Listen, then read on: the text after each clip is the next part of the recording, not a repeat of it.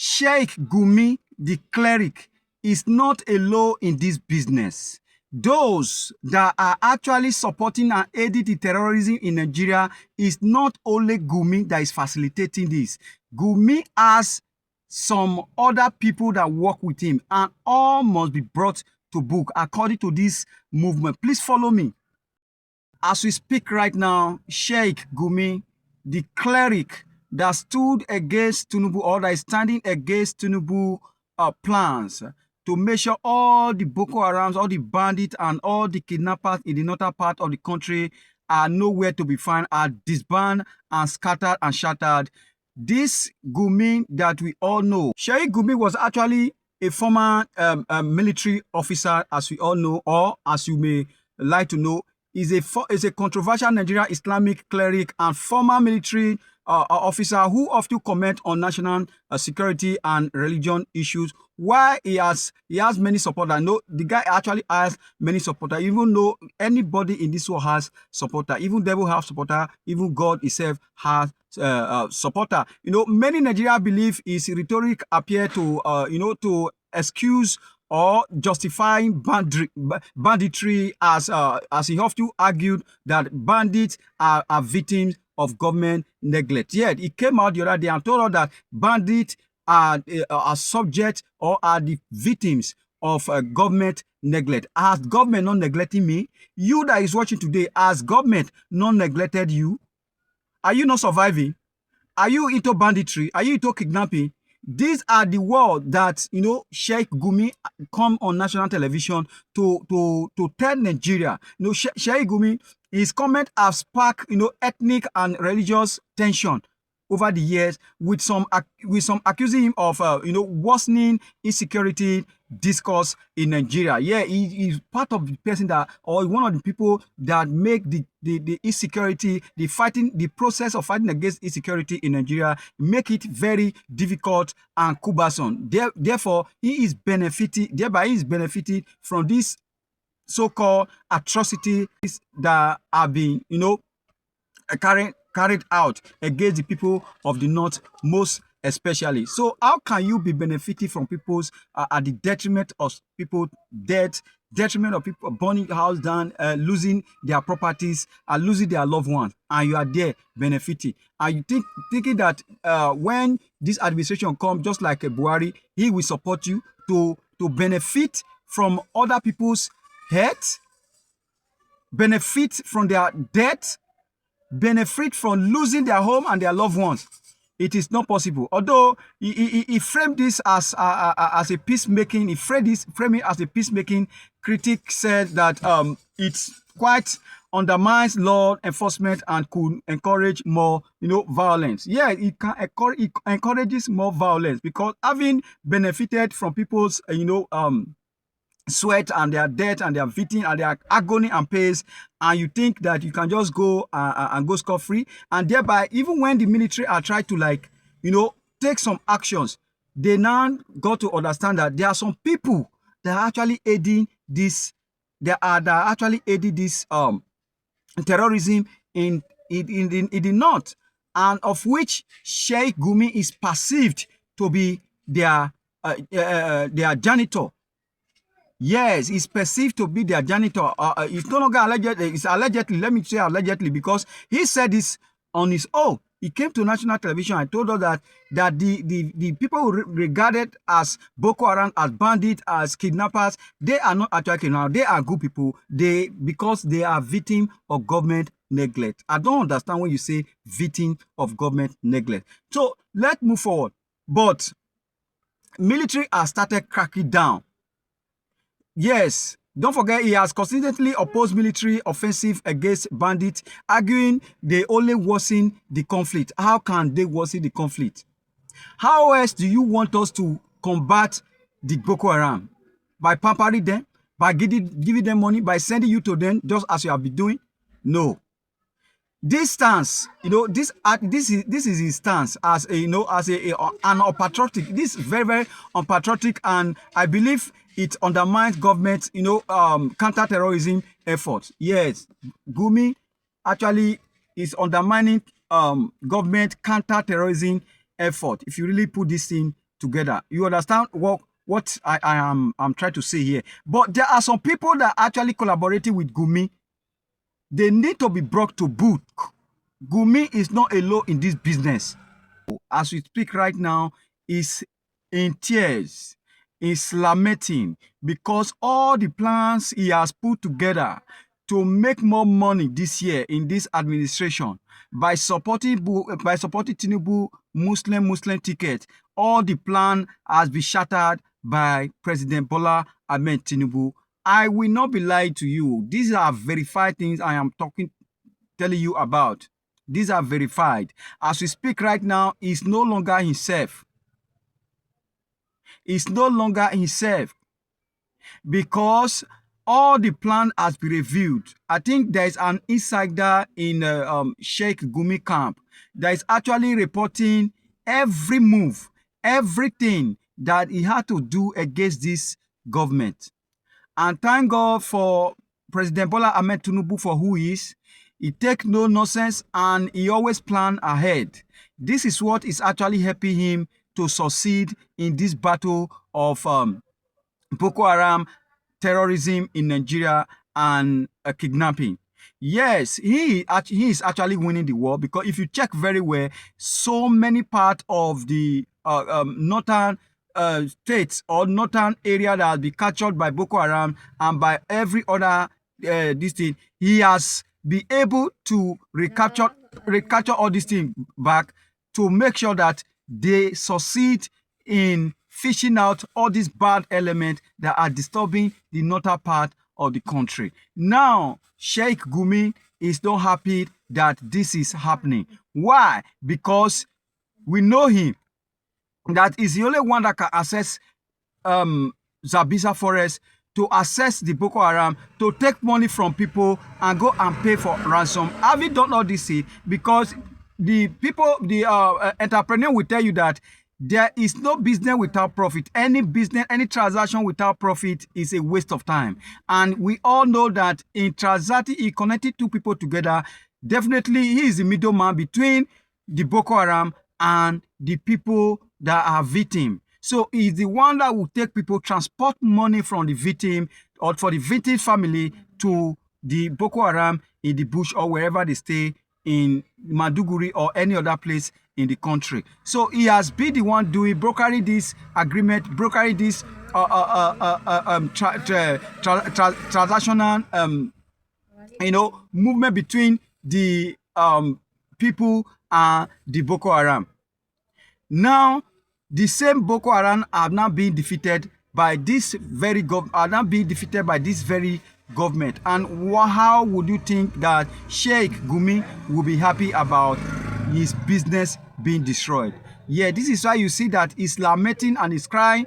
I know that if not that the Saudi, they rejected him to be not to enter that country. I know he would have collaborated with country like Saudi to make sure they break down the fighting or the fighting process of Boko Haram and bandits in the northern part of the country. And the other country he would have collaborated with is Iran. And Iran cannot even do anything right now because they cannot even solve their own problem. And Palestine also, don't forget, one of the Palestinian head was captured in Abuja for questioning. I'm not very sure. I'm not very aware that if he will be released. But if that is done, I will still bring it to your table so that you know that yes, the president, this administration is actually making progress in restoring our peace, the peace of Nigeria and the people in the north back.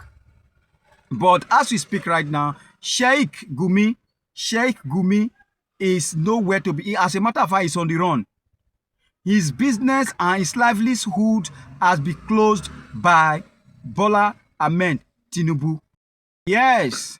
You know, it was part of the people then when the Christian Association of Nigeria were actually ranting, were actually talking about Muslim ticket. Yes, we will not do this and we will not do that. He was the one at the forefront advocating for Muslim ticket, not because of the good of the nation, not because of the good of the Northerners, but because of the good of his business. Because he was having the plans. he was having so many plans that if this happened, actually, he will be able to use religion to cover some secrets that the public will know nothing about. But thankfully, the Bola Ahmed Tinubu, is also a Muslim, and he felt that, as at then, Gumi felt that if these two people, Shetima and Bola Ahmed Tinubu, came together to actually form a president, to actually win the election in 2023, things will work well for him. But unfortunately for him, President Ahmed Bola Tinubu Asiwaju is ready. Do you know the meaning of that? Asiwaju means to move forward. He's ready to move this country forward. He's ready to advance this country when it comes to, defeating, shattering the plans of the terrorists or terrorism in Nigeria by disbanding them and by disseminating everything that has to do with them. And now, some institutions have been set up in a strategic way, and I cannot reveal to you now, to make sure the Boko Haram that have been striking, that have been killing Nigerians are, defeated. And he is trying. Don't forget the other day he went to Israel to broker agreement with them, their military, and they are actually making progress in all this. And here and there, you can hear the some pockets of leaders of the terrorist group or this bad element. They are being captured. In Benue, they caught one guy, and he's one of the most dangerous terrorists that have been terrorizing the area, the Benue state, that have been causing mayhem and all that. He was caught. They call him OC Torture. OC Torture has been caught. And some Tuji Bello boys has been caught. And some significant heads of Boko Haram and of bandit has been arrested. Thereby, the atmosphere in the north now is quite far better than the one we experienced in last years, last 2-3 years, or last 3 months or thereabout. And he's actually winning. I always say that even if Bola Ahmed Tinubu is not doing well economically, because I've heard about tax now that will be paid for fuel. Anytime if you buy 1 liter, that will be a tax, a separated tax for the going to the federal government, and so many other things that he has introduced. Even the passport that we are going to be paying much more money now to make sure we get our passport, thereby keeping people that want to travel out in this country, people that want to die to go and to die here. And while the politicians are running abroad, they have everything in their everything to themselves to make sure to run abroad. Even when they are sick, they go to UK hospital and all that. They have the money to do that, but the poor men, the masses remain where they are. Even my small car that I want to renew the paper, everything is summing up to about 35,000 to 37,000 naira. Something I used to do 7,500, 11,000 naira. Now it's about 37,000 naira. And nobody is even speaking, nobody is even talking about this. That is not what we are talking about, because I'm a very objective analyst. I talk about what is doing well and what is not doing well. But in the area of banditry, he is trying his best. In Kwara, the vigilantes are being empowered. The what's it called?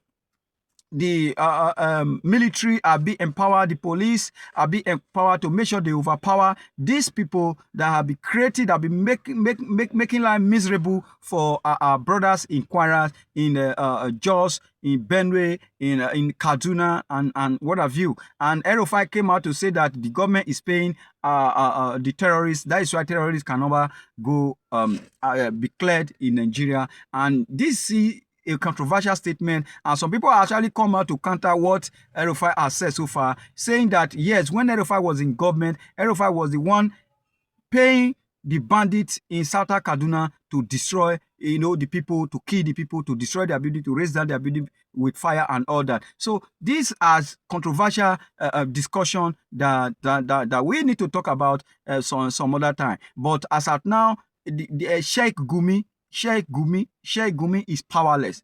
His boys are powerless. Don't forget that he threatened the other day that he is going to send his boy to go after the Hausas. So where do we go from here? I think all of us should thumb up for President Bola Ahmed Tinubu for taking the bold step to make sure that this thing is actually settled once and for all. If Buhari, of all people, had taken these steps in the right direction when he was in power, by now President Bola Ahmed Tinubu would have been fighting another battle. That would be quite easy for us, because we know how many billions of money that is budgeted for security in Nigeria. And at the end of the day, we have still struggled to make sure we patch up all this to make sure people live good life. But President Bola Ahmed Tinubu, you are not doing very well when it comes to, letting your people to die in fire. So you should allow us to take respite in other countries. Yes, when things are not working well, when some like people in Kaduna, in Jos, in Benue, and this atrocity are going on here, don't want these people to fly out of this country, want them to die. It is not fair. It is not fair, because by increasing the passport of a thing and by making traveling out of Nigeria cumbersome, you are telling people they rather die, they should die here in Nigeria, come what may, and the politicians have all what it takes to fly out of the country when the Kasala boss, permit you to use that language, when the problem escalates, they can die in the battle. That's what you are telling them. No escape route for them. By this time you are supposed to reduce the visas. Let everybody find routes. Wherever they can go, let them go. Because when you are saying that they are going to develop another country, who are we going to develop another country? The doctors that are running out, they have money. They can afford to pay for visa for, even if it's 500,000 naira, do passport. Those are not your target. People that advise you in this direction, they advise you wrongly. It's either they give you wrong advice, or you don't yield to their advice. Please, you have to do something. I pray this video get to Aso Rock so that you will understand, not the feeling of the people. Forget about the cabals. I know the cabals are telling you what to do. Do this, you must do this for this one to come. And you are doing it, no result. You have to think by yourself, because Ashiwaju that I know doesn't think this way. So what has gone wrong? How is the ordinary person on the street thinking better than people that we have elected to rule us? That should be the question on our lips.